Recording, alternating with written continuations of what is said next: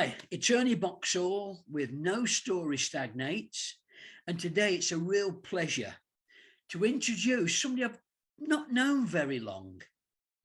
But it's Jack W Gregory, the accidental journalist. Can you tell us more about yourself, please, Jack? Yeah, so as you said, my name is Jack W Gregory. I'm known as under the mantle of the accidental journalist. I am a consultant based in about 9 miles just outside Norwich. Right. And I speak all over the world via this marvel about my life and stuff like that. Okay, great. The question I ask all of my guests first, Jack, do you know how your mother and father met? I know that what I was told was that my dad was the rescuer. My mum wasn't in a good place, and my dad came in and swooped her up. Right. This would be in the 1950s. Right. So he kind of rescued her from the evil stepmom sort of thing. Right. Yeah. And whereabouts was that, Jack? Where did that happen? So that was a place called Pontefract. Oh, I know it. Yeah. Yeah. I know of it. Yeah. In West Yorkshire. Well, between West and South Yorkshire. Yeah. And my dad came from a small town where I grew up, a mining town called Normanton. Right. Every town is what's called the Five Towns. So every town that's around was a mining town. Yes. So the 1950s, that I know was because I was born in 1949. And I know that it was a tough time for parents. Have you got anything of your mother's story? Well, all I know is that my mum was brought up by and her stepmother. Right. She had lots of brothers and sisters. Yeah. You know, we were talking in the dozens. Yes. Possibly. So, you know, in poverty, in a mining town. Yeah. In the, you know, industrial north. Yes. So, you know, all I know is that she wasn't having a great time. I won't say evil stepmother. I don't think. No. I don't think she really got on with me nana. Right. So, you know, my dad kind of came in and rescued her. I know that she had a beehive. Right. Hairdo. Yeah. But that's all I know, really. Okay. And was your dad a miner as well? He went down the mines initially. Right. And he worked down there. So he wasn't drafted. Right. And then he went to work for British Rail, and he worked for British Rail as a civil engineer for over 30 years. Yes.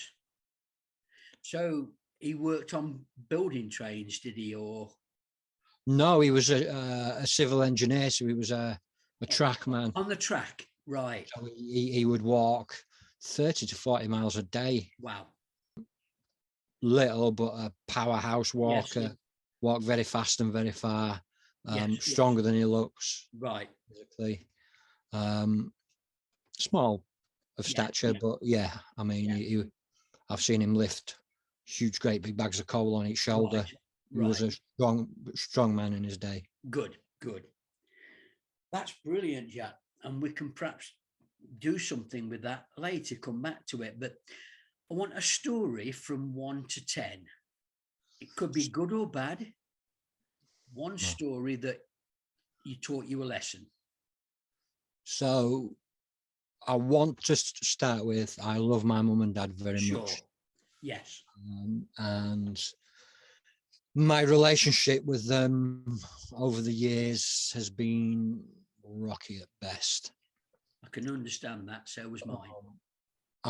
We didn't. We've only been speaking again over the past sort of just over 8 years since I got sober. Right. For the last time. Yes. On my 8th birthday, so it would have been 13th of May 1985. Right. I think.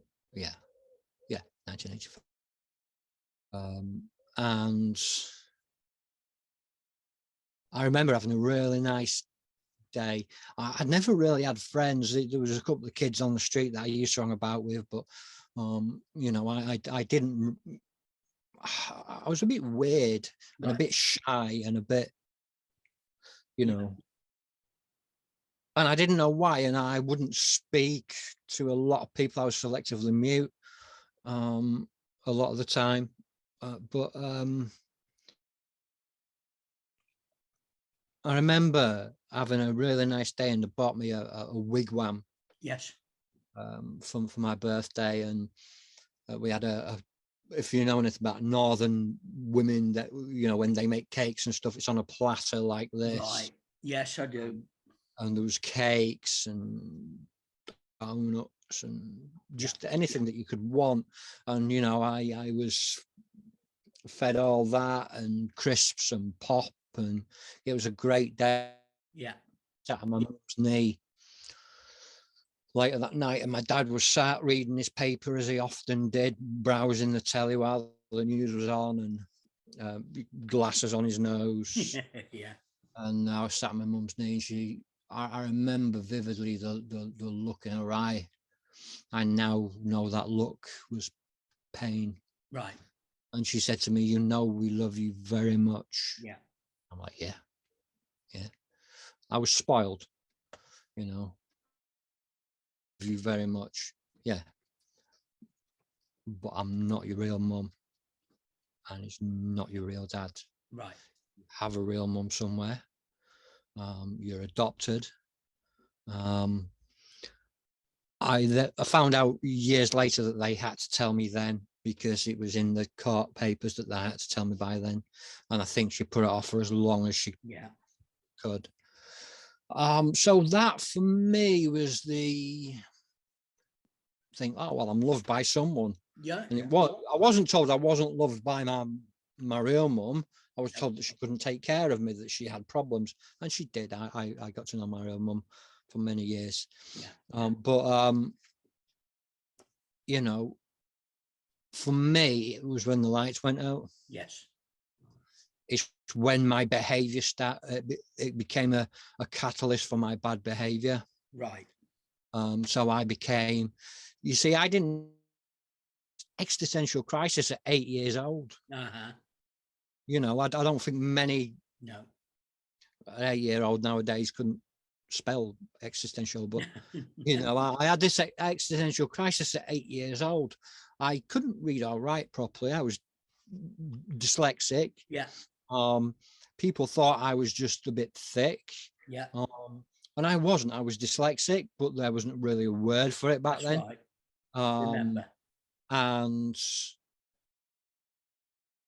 I was shy. I had this existential crisis going on. Didn't know who I was. I was in the special school system. Yeah. Understatement and stuff like that. And it just, I started to become someone else, because I thought, well, everything I knew was a lie. So right, I could be whoever I wanted. So I started creating all these different personas. And yeah, that was that took me into a bit of a dark, well, not a bit of a dark time, a very dark few years. Yeah. How did that affect your schooling, even though you were at a special school, is it? Yeah, so I was in the normal school system I was in the middle school system. Yeah. And then I suppose it was 1989 when I got put into the special. Right. Because I just couldn't keep going on. I managed a year in high school before they went, Yeah. this is a bit special.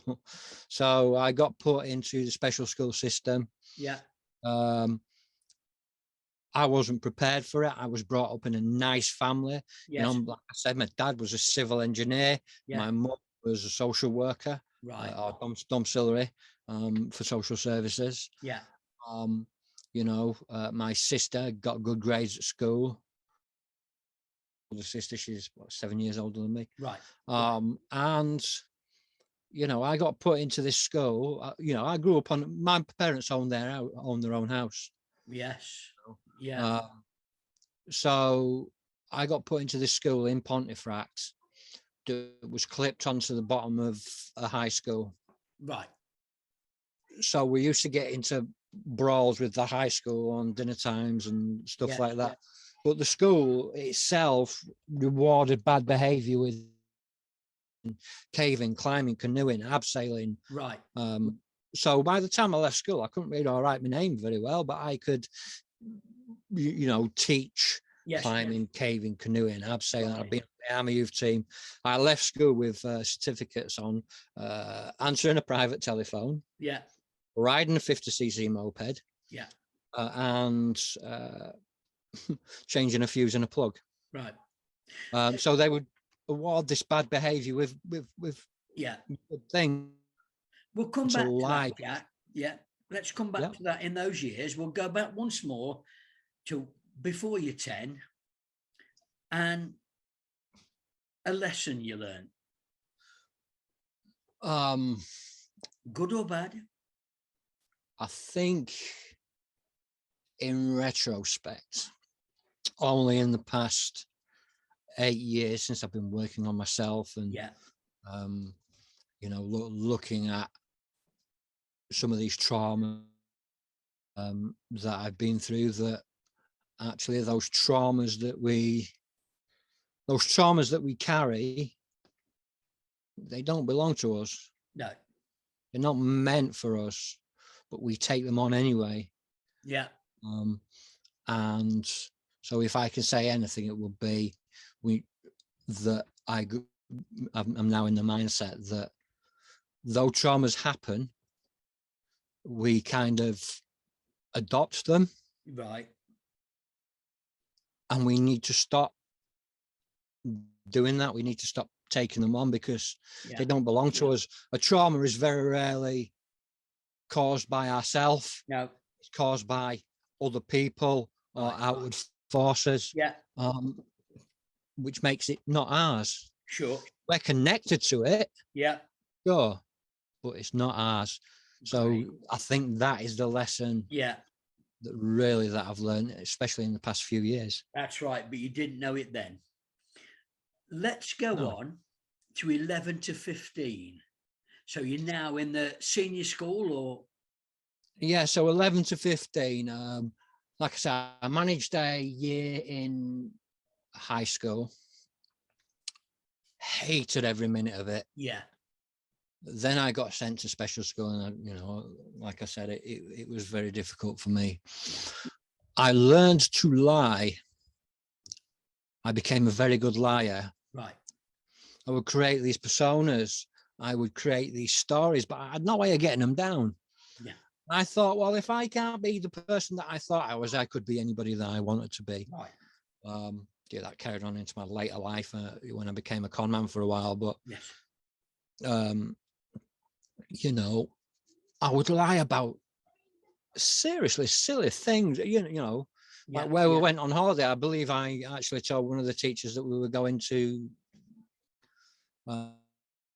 which I'd seen on The Simpsons, I think, which is in Vietnam. Yeah.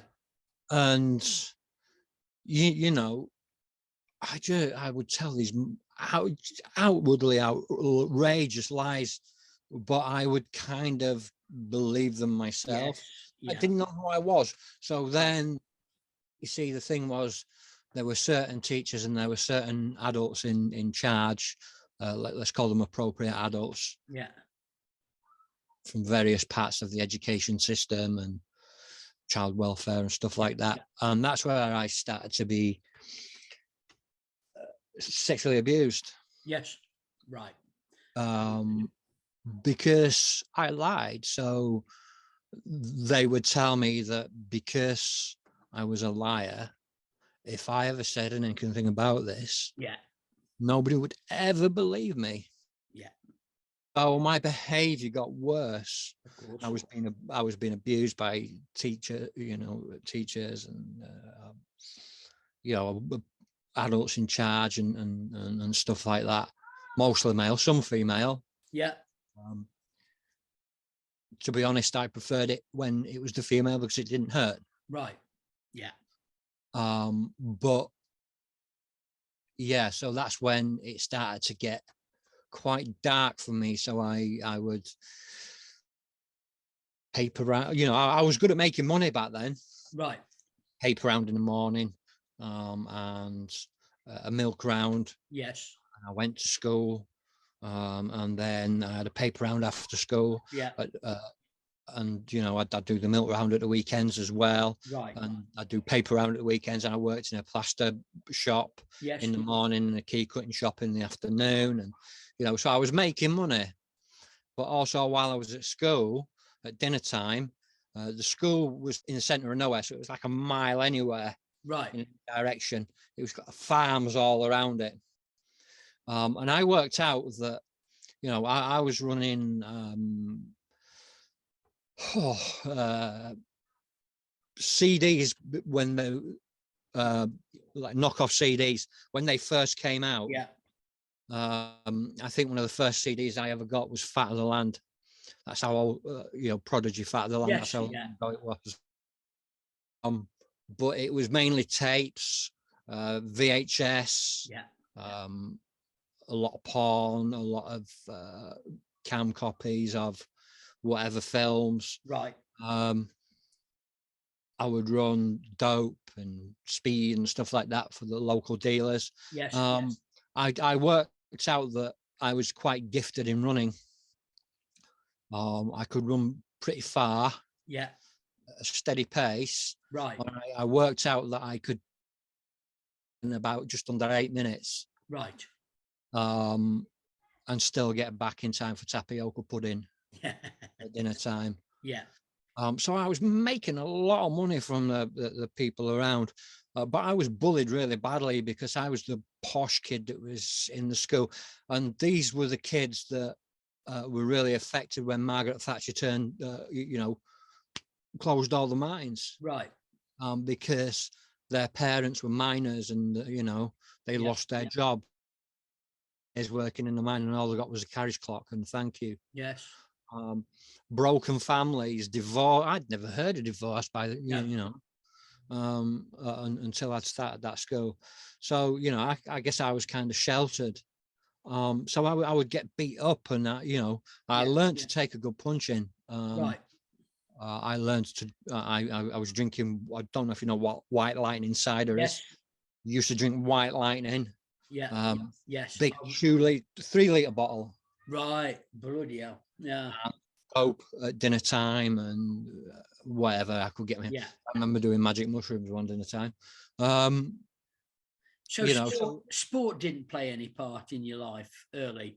No, I mean I was good at running and I was on the school cross country team. Yeah. I was absolutely crap at football. I hated it. Yeah. I was good at rugby because I was good at running. Yeah. Yeah. So I was a right wing. Yeah. Brought up around rugby league. Sure. But no, I had no interest in sport whatsoever. I ran for the school in cross country and I ran for county. Yes. Cross country because I was good. Yeah. I wasn't exceptional. No. But I was good. But even in those times, did you not get a feeling of being part of a team? No. Never. Right. No. I mean, my actual Christian name is William. Right. W stands for. Yes. And I was called Billy at school. So they would be like, oh, it's Billy Liar, right. Billy Bullshitter. Yeah. I would get pushed around, I would get beaten up, I would get, you know, I'd get kicked, I'd get slapped, I'd get tapped for me, you know, for cigarettes and stuff like that.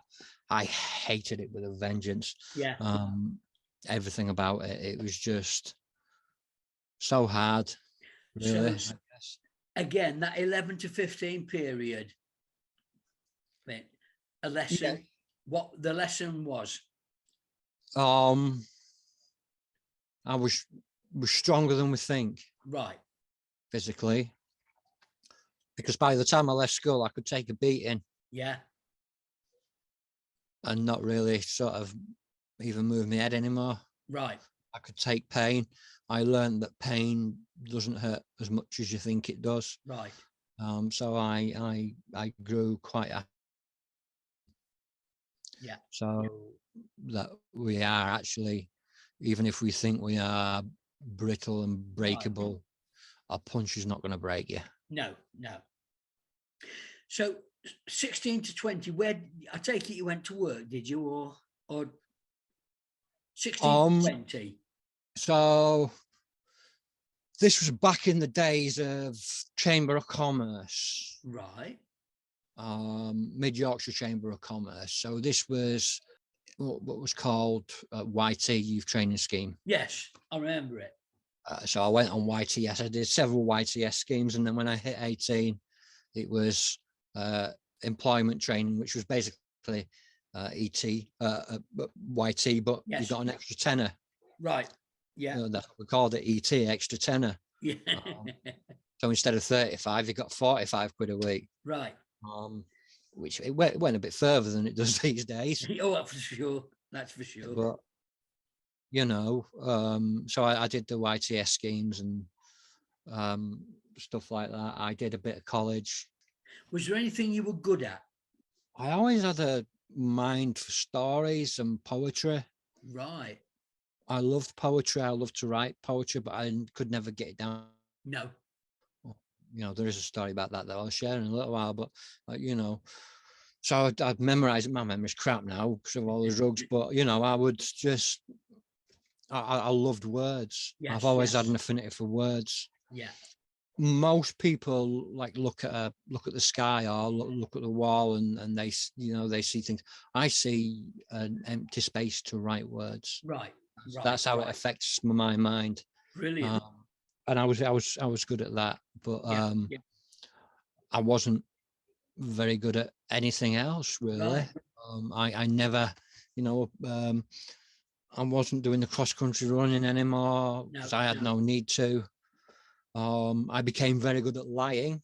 Yes. And being other people. I became quite good at accents and holding the story for a long time.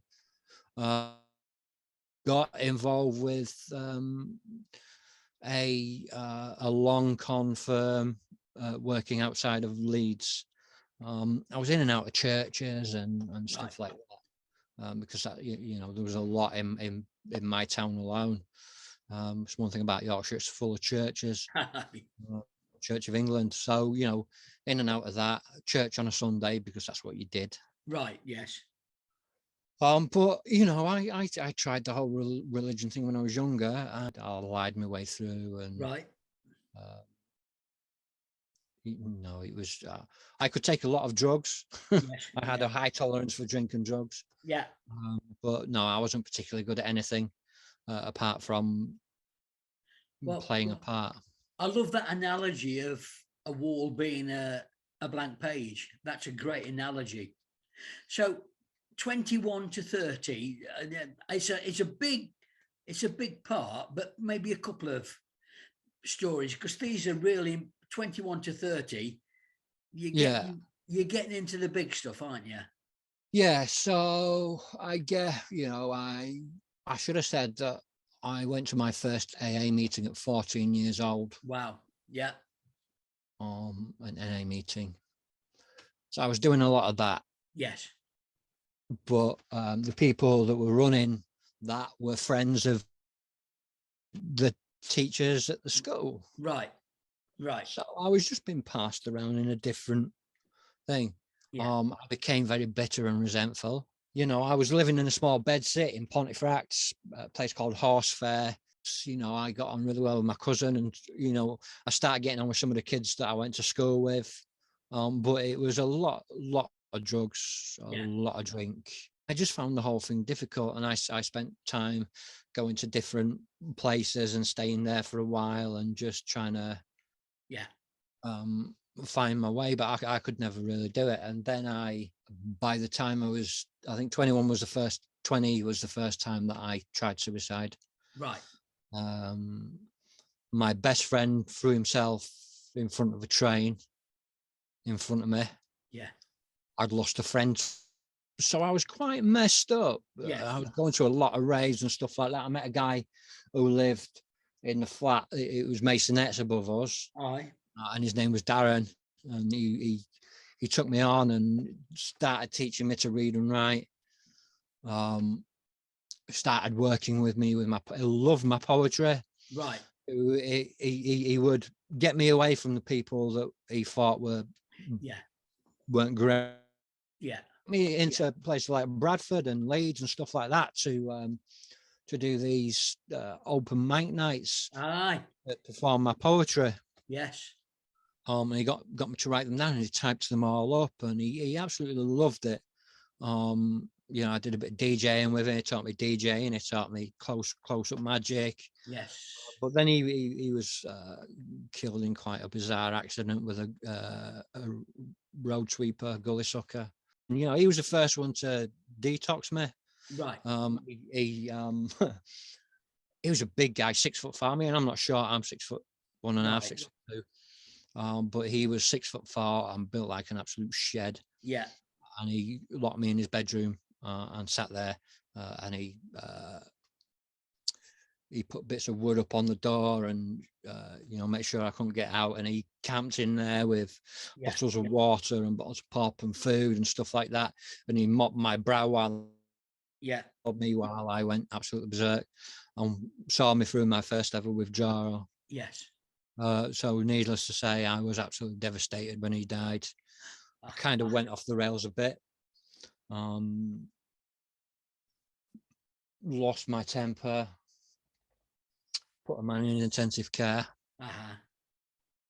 Ended up losing some of my liberty, if you know what I mean. Sure. I speak to a lot of people that have been in and out of prisons, and I hated it. I get very claustrophobic, so it wasn't a good time for me. It was 18 months of hell. I tend to talk about the after effects of it. I moved to Portsmouth. Lived there I lived there for about 3-4 years. Then I met a woman through my flatmate who had met a guy on the internet. I was working in a internet cafe in Gosport, and she, you know, my flatmate would come in and do what, go on the. This was back in the days of MSN chat rooms. Yes. And she met a guy in a chat room, and she came to Norfolk, and I fell in love with him and stayed, and I ended up coming up to visit them, and then met my ex. Yeah. And you know, that's when, you know, I first got sober. I had a few years of sobriety after that before it went tits up. But I took on my ex-wife and 3 kids, all under the age of 10. Right. And so what age are you then? Yeah. So I must be about 23, 24. Right. I think. Now that's still fairly young and fairly close to that stuff. But you were able to hold down jobs of sorts, were you? Yeah, I mean, I looked after the kids. I became a parent governor at the girls' school. Brilliant. Became a what's called a community director. Yeah. The poor community, and in 2001, the government decided that they were going to apply in £40 million into a pot and then for the poorest communities, and then they could build something that they then would go past, like over the next 10 years, to be self-sufficient. I traveled all over the country, seeing different New Deal for community things, and bringing some of that back to Norwich, and just kind of doing that. I enjoyed that. I got to meet some great celebrities. I got to sing for George Michael in his hotel room, which was really nice. Right. Because we were out, we were in Birmingham actually. Right. Staying at the Hilton, the NEC. Right. Yes, I know it. I found a nice little spot just outside the thing, so I could sit with my guitar, and then it started getting cold. So I went in and I started playing. It just happened to be on one of the nights that was the George Michael concert. Right. So as they walked in, I just started banging out Faith. Yes. And then we had a bit of a sing-song, and I was doing the hotel was kind of behind it. They didn't mind it, and then there was a guy that was one of the roadies for George, and he said, "Do you want to come up and meet him?" So I went up and met him, and got to sing for him, and share a joint with him. But so I can say this transition from, so you're 23, you're holding a job down, and then when did you learn the guitar? And so I picked up a guitar. I worked out a set of chords, and I worked out that I could do pretty much any song around this set of 4 chords. Right. If I could bend my voice around it. So some of the songs will come out quite unusual, but people like that. I worked briefly for the NHS as a kind of like a community director, but it was what's called a health director. So it was helping people within the poorer communities with nutrition, and helping them trying to stop smoking, smoking cessation and that. Although I couldn't get very far on that because I was a smoker. That's right. So, I could only take it to level 1. Were you dealing with different people as bosses, or were they took me on because they knew about my past, and they thought that I could identify with people as a health trainer. So, but it kind of, I was the only guy on a team of, 6 women. I was a married man, well, not married, but together with kids, and it was just, they knew my past. They knew I was trying to stay sober, but they would come in after a weekend looking like absolute cat crap. After a weekend on the ecstasy and drinking, and it was just I ended up getting sacked. Things weren't going great anyway, so I ended up getting sacked. I think that was 2009, I think. So you're still in your 20s? Yeah, 20s, early 30s. Yeah. Did you think then that you've learned something, or is it when you look back that you learned something? Yeah, again, in retrospect, looking back, spiritually, mentally, we're stronger than we think. Yeah. More resilience there. I was around these people that were doing drugs, and I wasn't doing them, so I was okay. Yes. But I kind of learned not to trust people as much as I did, which is not a great thing. No. Can I ask, were you having any interaction with your parents or anything like that? My parents? Yeah. I got married in 2006. My daughter was born in 2007. Yeah. So I guess we stopped speaking in about end of 2007, 2008. Right. No, it might be even longer. 2009, because it's when I found my real mum. Yes, right. They always said through life that got me through it, and they didn't. Right. Can you say a little bit about finding your mum? Yeah, I mean, I got a phone call from a certain show over here. Right. I didn't want anything to do with it because it's known for not very good people, and but I knew that I jumped on the internet and I went onto this forum where I said this is what had happened, and they offered to try and put me together with my mum, but I wasn't going to do it on camera, so they weren't going to do it. So I decided, to look. I went on this forum, went to social services, got some bits and bobs from them, which I got letters written by my mum, explaining her situation. There was, on that letter, there was, on one of the letters, there was an address, and I managed to find the phone number of her next door neighbor, of the person next door to that house. So I rang it and I said, this is who I am. And he said, I can't help you, and blah, blah, blah. And he rang back saying, look, I'm sorry I said that, but I didn't know who you were. But he said, my son is a friend of your brother's. This is their address. And then I sat with the address, and then I guess about 2 or 3 days later, my phone rang. He's saying, I'm a friend of your mum's.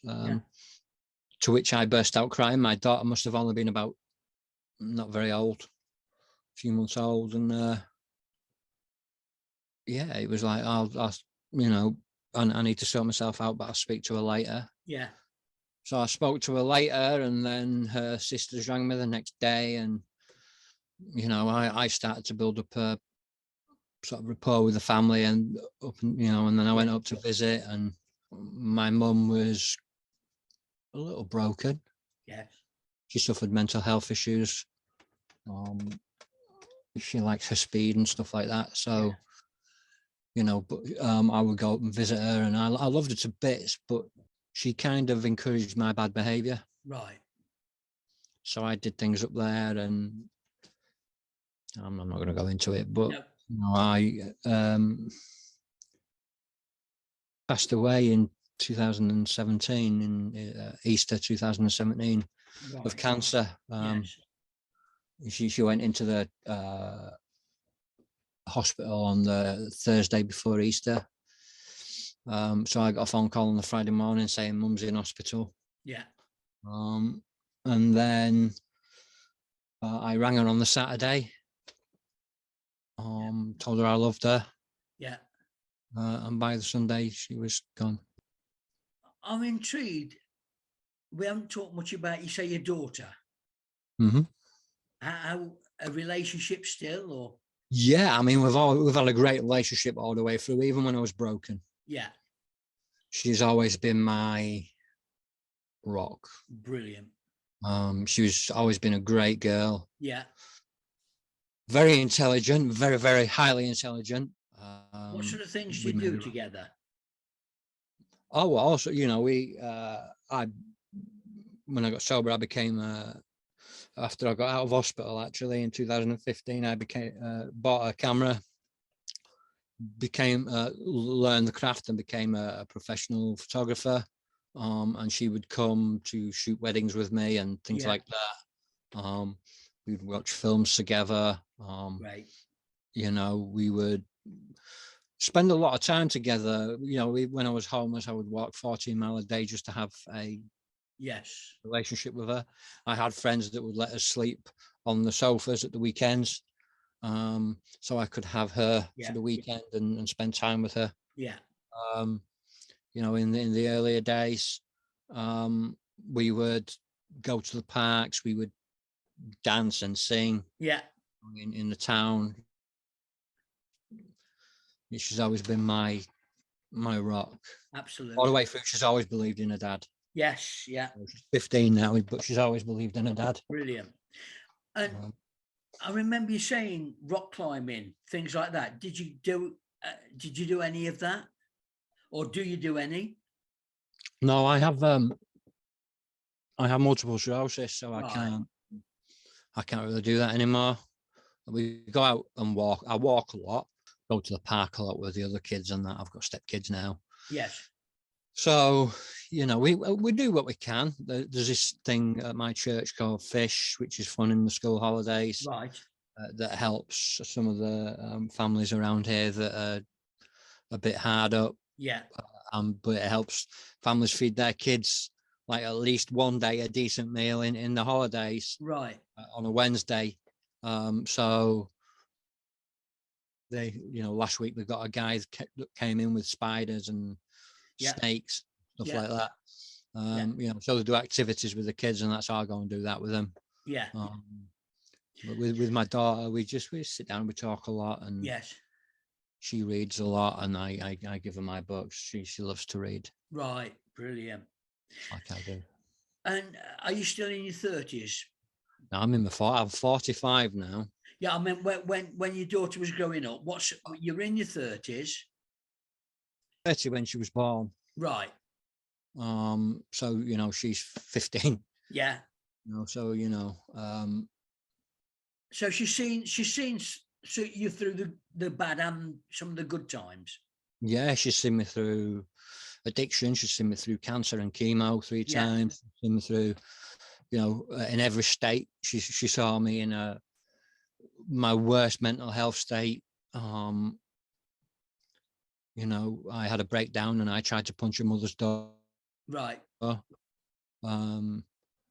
Because she said that while I was in that state, I couldn't see my daughter. Right. But all I heard was, "You can't see your daughter." Yes. So, but these are the things that happen when you're mentally ill. Yeah. So she's seen me in all those sorts of states, but I tried to never let her see me in the worst states. Although she remembers very little about some of the states, she still remembers. Yes, of course. Yeah. So, and I split up when she was 4, I guess. Right. And I had times when I went in and out of different places, and I would lose flats and stuff like that. We used I make films here, but you know, I was part of the you know, the university that I would make films with them as well, and so she grew up on sets. Yes. But you know, I became really very and I ended up homeless, losing every flat I ever had. Yeah. Homeless and addicted to crack. Right. And other things. And, you know, although I would still have her, you know, I would make sure that I wasn't on that. But, you know. But do you think she's got this, has she picked up a creative side from spending time with you on set and that? Yeah, I mean, yeah, I guess you could say she's a little bit creative, but she just loves to read and immerse herself in books. Yeah. You know, and that's not a bad thing. It's not a bad thing. You know, she used to come to church with me. She's been going through a hard time. Right. Some things that I can't go into, but you know, she believes in God, but she don't want to go to church anymore. Fine, I do. I'm not going to push that on her. No. Well, I've got 2 daughters who became Muslim, reverted to the Islam. And I tell you what, mate, they're happier now than they ever were when they were going to church. But it's just a different story, isn't it? They met up with wrong people in the church. Yeah, I mean, Ray was all right within the church, and the love within the church. I mean, my is coming up here. Yeah. You know, I serve within the church on several teams. Yes. You know, I'm born again Christian. Right. You know, and I'm involved with teaching now at the school that we run at the church. Yeah. You know, and I'm doing this, and I'm going to be learning to preach and stuff like that. Right. But she understands that, but I understand that as well. Yeah. And I'm not going to push anything on her. No. So yeah, I mean, you know, I love the. I've been a Muslim. I've been a Buddhist. I've been Right. pretty much everything that you can Yeah. think of. I've tried everything that you Yes. can. I found 26th of June 2014. I found myself sat in a crack house, 10 o'clock at night. I'd met a lady a few months before. She served me at a food bank, and she was very kind and non-judgmental, and she bought me tobacco and took me for a meal and just treated me really nice. She had a little baby, and I decided that I wanted to get sober, but I couldn't. But so I'm sat 26th of June 2014. I'm sat in a crack house, 10 o'clock. And I don't know if you know anything about crack, but the last thing you want to do is sleep when you've smoked it. Right. You know, it's a high amphetamine. But before I took an almighty hit, I said, look, God, I don't even really know if you exist. But if you do, please either take my life or take this for drugs. And I fell asleep. Right. And I woke up at about 4 minutes past 12 on the 27th of June 2014, and I haven't used a day since. Right.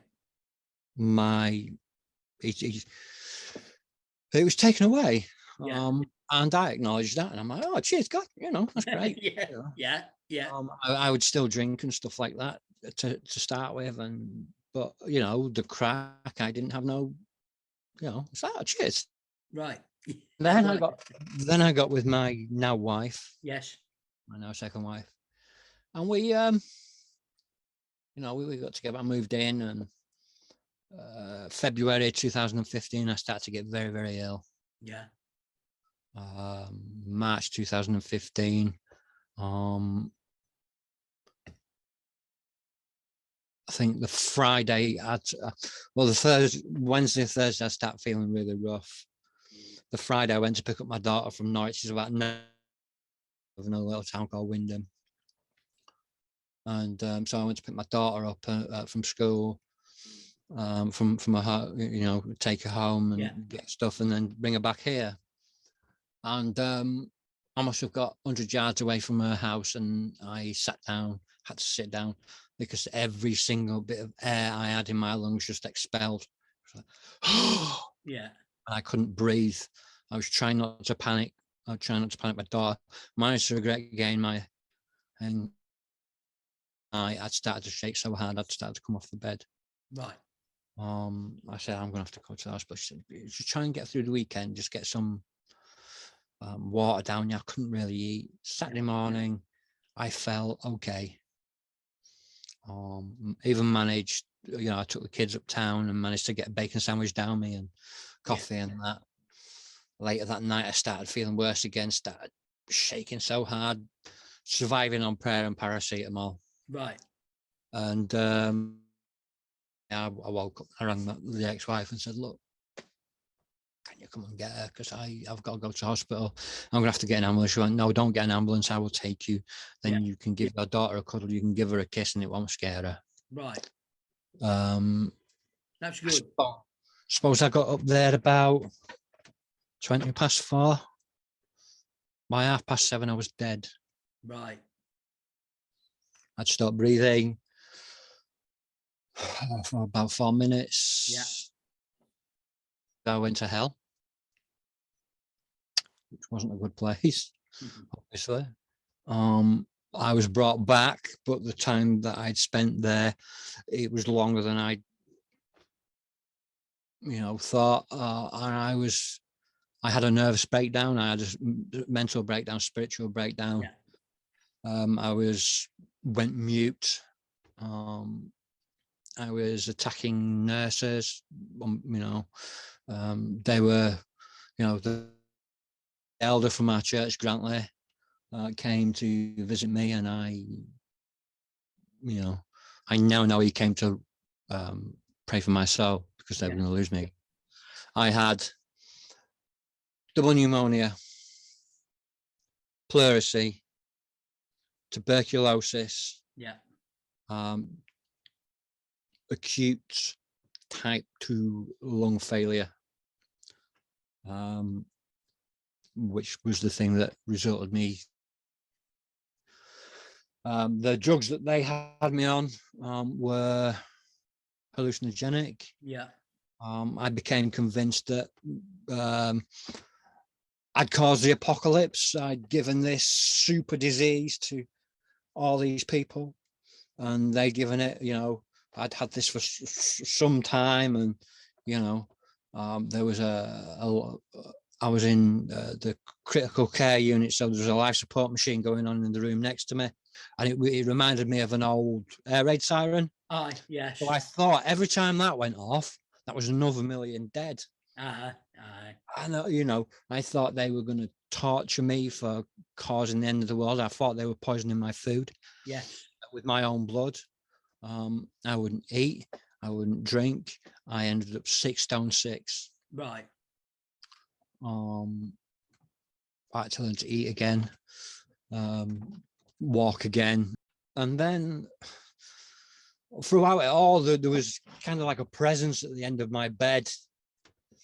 I thought it was one of the doctors. I couldn't quite see him, but he was talking to me. Right. Asking me how I was feeling and stuff like that. And in my mind, I just kept telling him to go forth and multiply. But,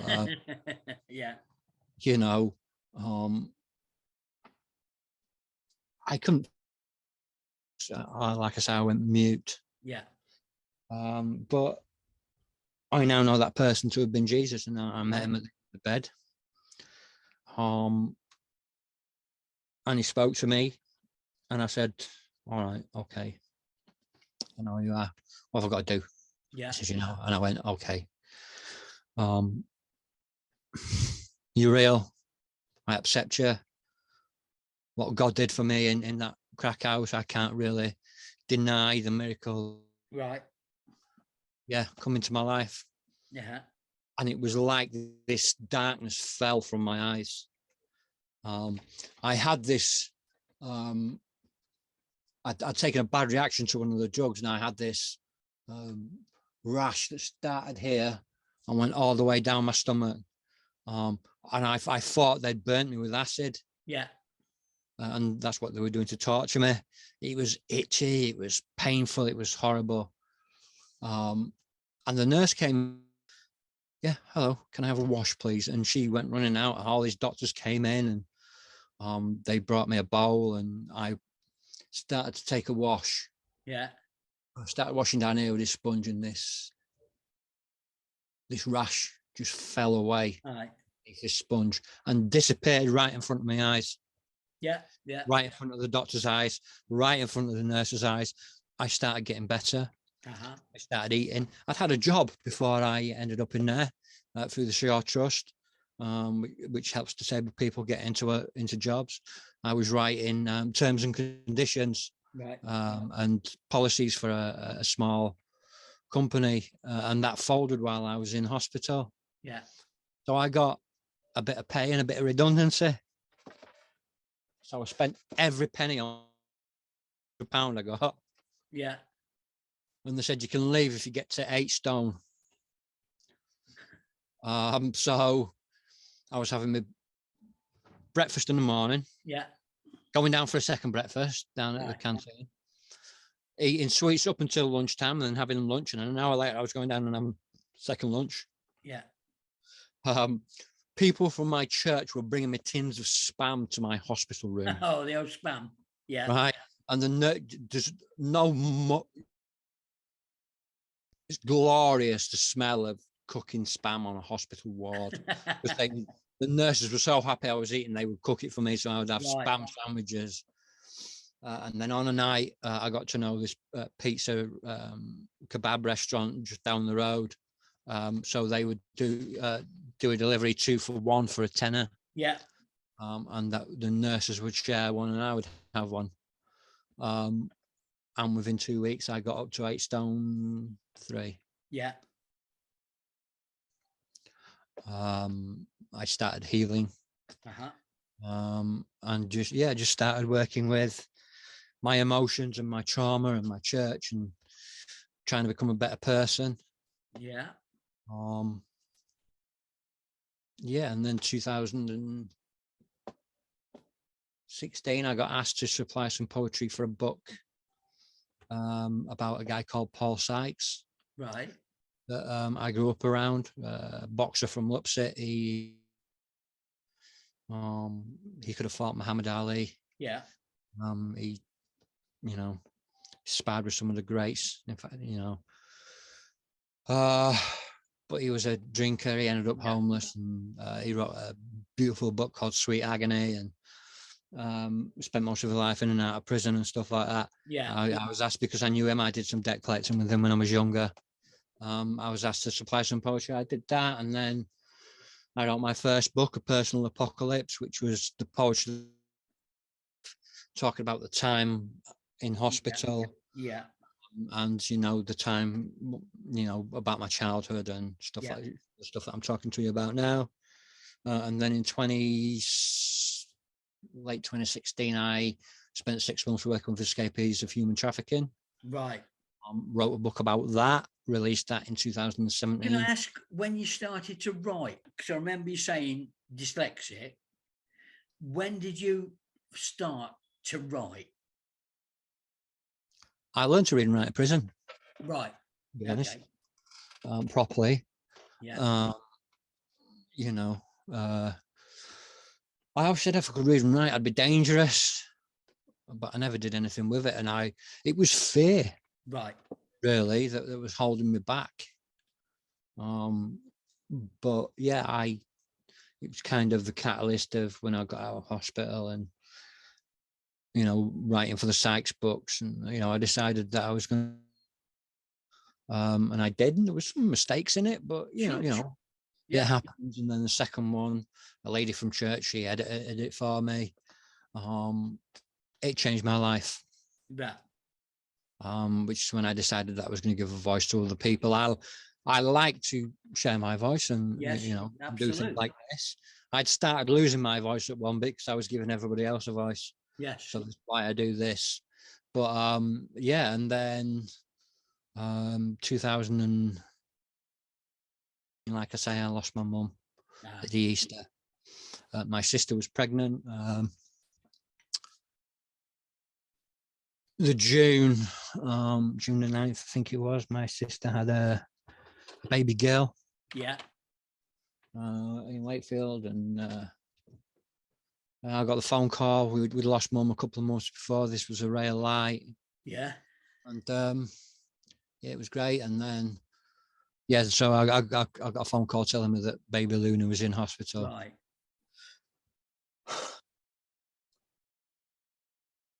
Her father said that my sister, she'd proved that she was in bed, and she'd talked to my cousin on the phone, and then she'd gone to sleep for a bit, and the baby wasn't sleeping very well, and my father's name was Liam Dean, and he said that she fell off his knee and wasn't acting right.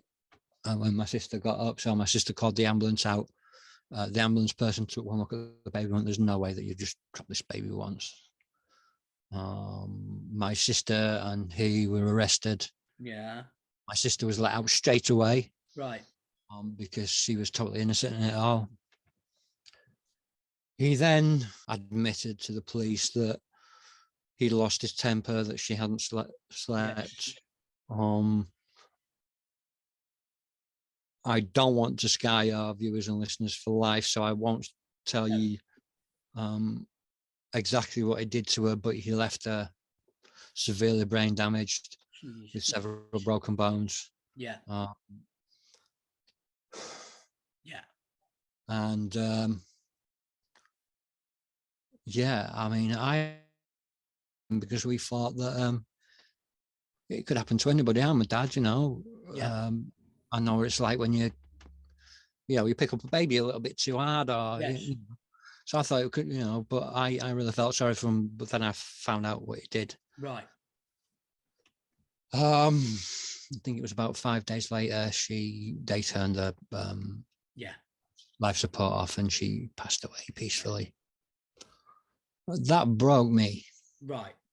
for a long time. That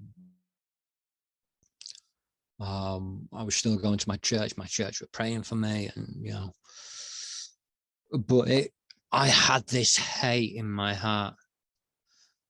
I wanted to kill him. Right. He got life. Yeah. With a minimum of 10 years. He was 23 when he went in, so he could have been 33 when he got out. Right. But within 9 months, he was stabbed to death in the middle of the night by his cellmate. Yeah.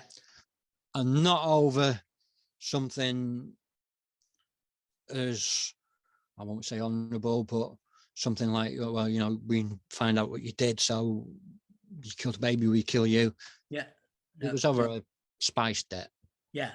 A drug debt. Yeah. £20 or something like that. Yeah. So, and the guy that did it was a convicted rapist. Right. He raped an old lady. Yeah. So this was all messed up. Yeah. It was me trying to get on with my life, and I had all this pain. And it took a year to have the funeral. Right.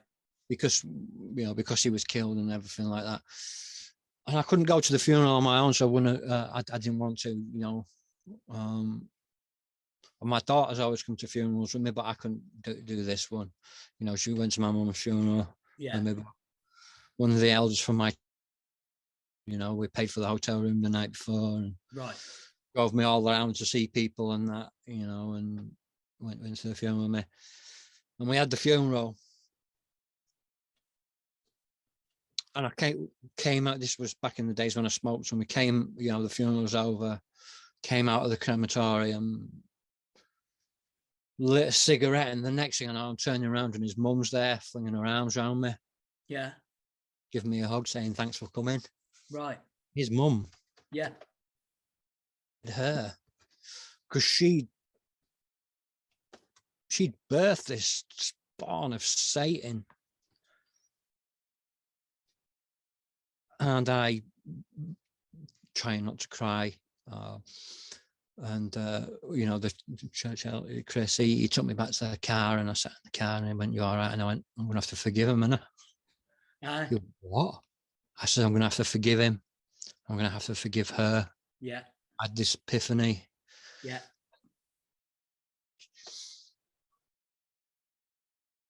Do you know when you hurt yourself so badly from anger, there's a calmness that comes? I don't know if you've ever hit anything so hard, right, and you've been angry, or stubbed your toe so hard, like when you've been in an argument and you've hit your knee on the side of the thing. There's a certain quiet clarity that just comes over you. That's how it felt. It's interesting. It's the calmness that you only get when you've hurt yourself so badly. It's when your body kicks into stop the shock. Yeah. And I said, I need to forgive him, don't I? Uh-huh. And I need to forgive her because it's not her fault. No. And I know forgiveness isn't it isn't forget. No. It isn't, and I knew I had to love him, not like him. I had to love him in a Christian sense. Right. Not to wish him any harm. Yeah. But, I knew that I had to forgive him. And it was a long journey. Yeah. And there are still days when I think about it and I get a bit up about it when I talk about it.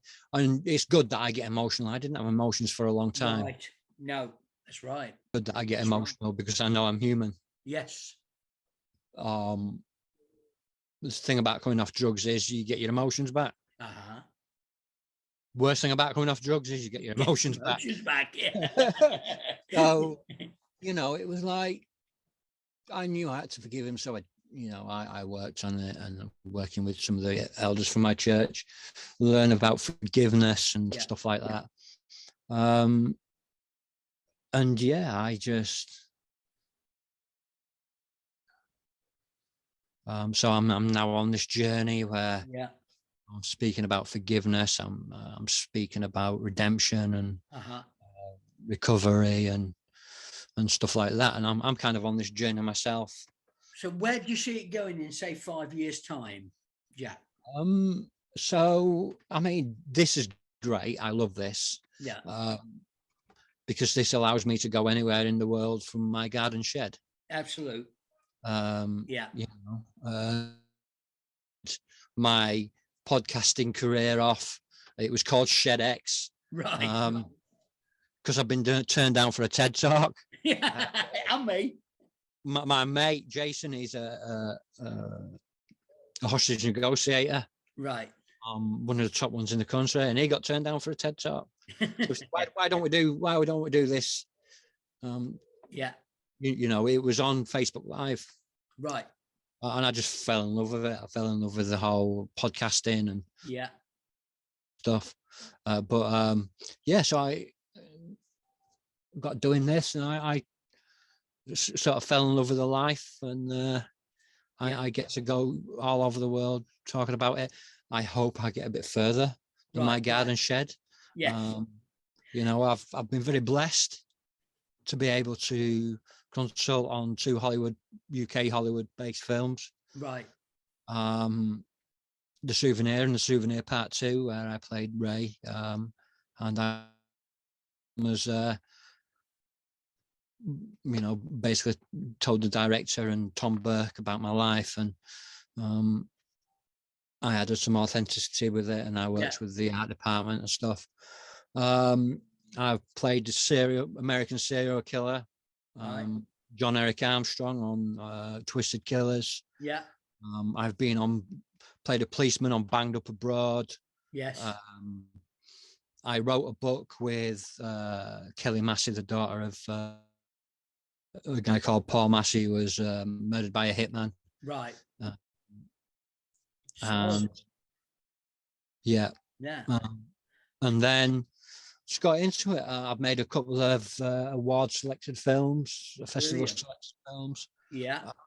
So I just want a bit more writing, a few more books. Right. I do suffer sometimes with low self-esteem and stuff like that, and I still do suffer with mental illness. You know, there are times when I don't write, and I haven't written since 2017 anything substantial, but 2018 anything substantial. But you know, I hope I'll have a few more books out. Yeah. I'm working with an actor, a great actor by the name of Paul Goldsmith, who did the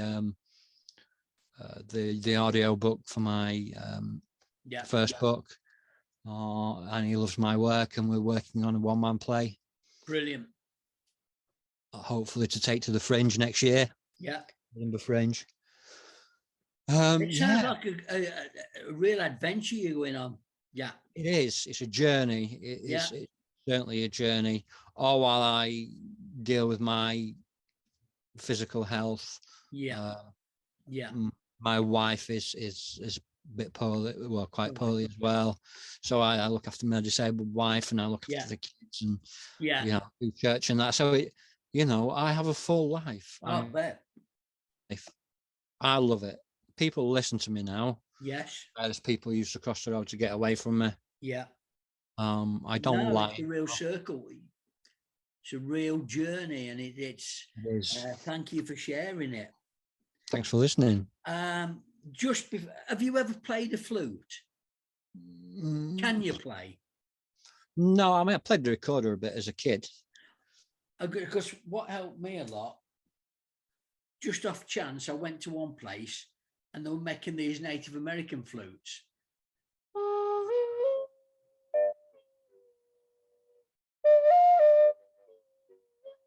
And the beauty is, Jack, you don't need music. You put Yeah. your hand over 5 holes, you just blow and move your fingers and the sound comes out. Yeah. I have a guitar that I pick up every now and again. Right. I sing my heart out on a Sunday. Yeah. Yes. Yeah. I sing in my shed, and Yeah. I do write in a book pretty much every day. Right. Thoughts and stuff like that I'm gathering to thing. But I've got a 2-year waiting list of people that want to write books for them. So right. I've got a guy. I've got a guy that's been waiting since 2016 for me to write his book. But I've not been in the right headspace. I was going to say, tell me to mind my own business, but are you happy? Or Am not I happy? quite yet? That's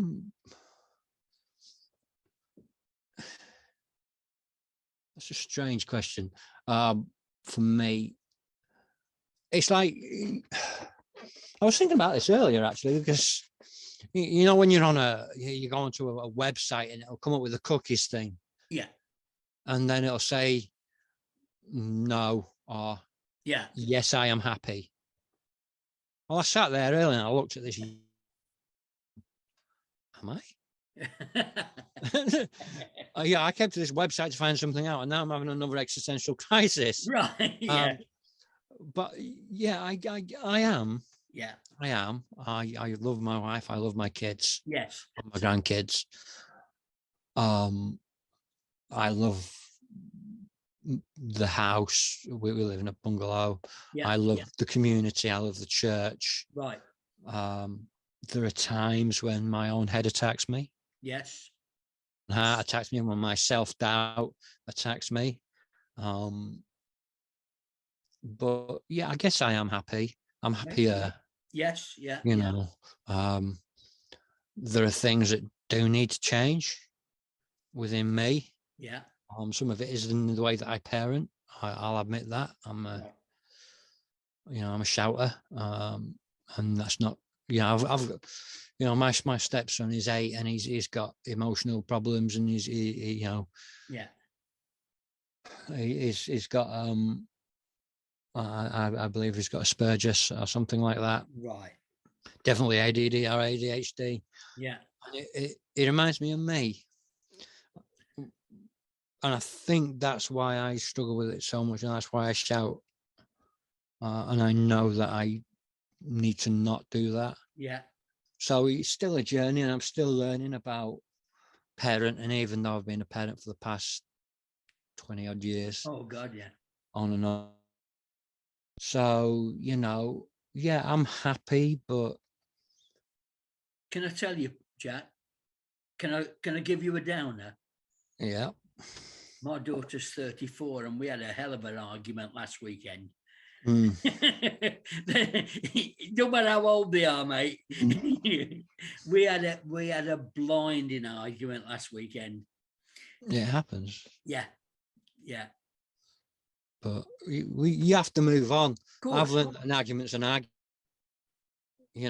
Yeah. When me and my missus argue, I'll be the first to admit I get out of the room and I go and do the dishes or do something. I put her about, and then I walk in and give her a kiss on the head and then walk back out. I don't deal with conflict very well. No. I'm learning, but that includes conflict with the kids as well. Yeah. So. One last question. Yeah.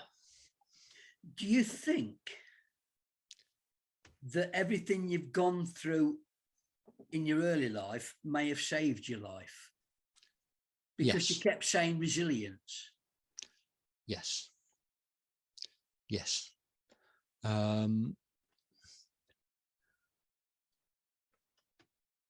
Do you know that saying that God never really gives you anything that you can't handle?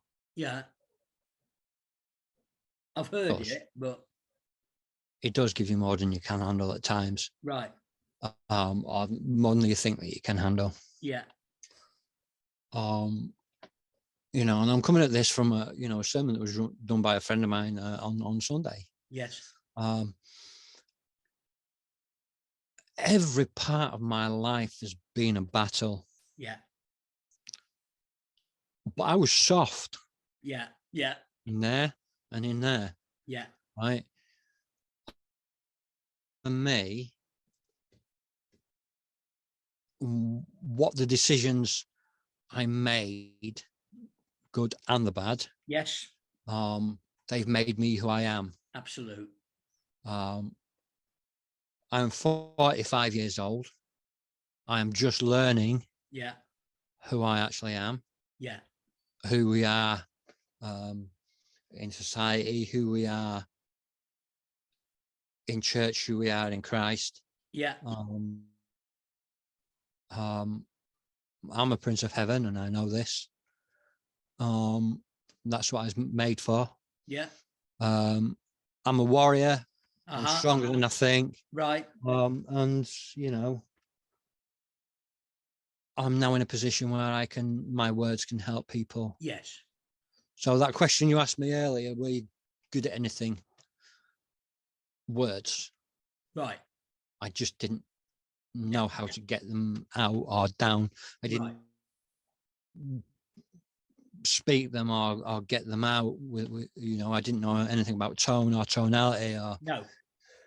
So, you know, but that's what life has taught me. Of course. Especially this last 8 years and sobriety, what sobriety has taught me, real sobriety.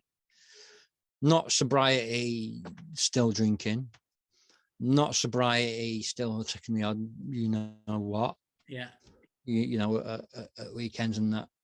True sobriety. I work a 12-step program. Yeah. I don't go to 12-step meetings. No. I believe for me, best thing about the meetings is that it's full of addicts. The worst thing about the meetings is it's full of addicts. But there are a lot of faces and names in there that, you know, high personalities, and I don't deal with anymore like I used to. No. So I work a 12-step program every day with the aid of a God that I understand. Yeah. I hand the will, you know, my will and my life over to the care of God as I understand him every day. It works for me. Yeah. Doesn't work for everybody, but it works for me. That's fair enough. I don't have a desire to use. I've been through, like I've said, I've been through some real horrific stuff in sobriety. You know, but it's taught me that that we are, as people in recovery, are stronger than they think. Yeah. They're more resilient than they think. It reminds me of a saying I'm hearing more and more now: hard times make strong men. Yeah. Not strong men, strong women. Yeah. Oh, yeah. Yeah. You know, we need to, one thing that to accept there is going to be trauma. Yeah. Yeah.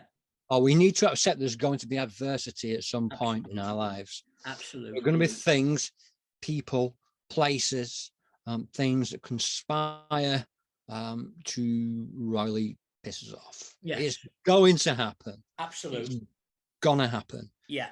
But it's how we deal with it. You know, and for me, it's learned through my life. Yeah. Like frog, forever rely on God. Right. How am I, you know, when I'm feeling an emotion, I'm thinking, right. Or when I'm wanting to use, because I do get using dreams every now and again. Yeah. And I'm thinking, right, am I hungry? Am I angry? Am I lonely? Or am I tired? Right. It's one of these. Yeah. Yeah. Interesting. You know, the one that I live on is honesty, open-mindedness, and willingness. Right. Honest with ourselves, honest with the people around us. Yeah. If somebody says, "Are you all right?" what's the first thing we do? All right. Yeah, I'm all right. Yeah. Even if you're not, you say, yeah, I'm all right. Absolute. I'm lucky and blessed to have people around me that go, are you really? Yeah. No, come on, Jack, are you really all right? And there are times when I'm not. Yes. But I'm not. The times when I'm hurting, or or angry, or I miss my mum, or Right.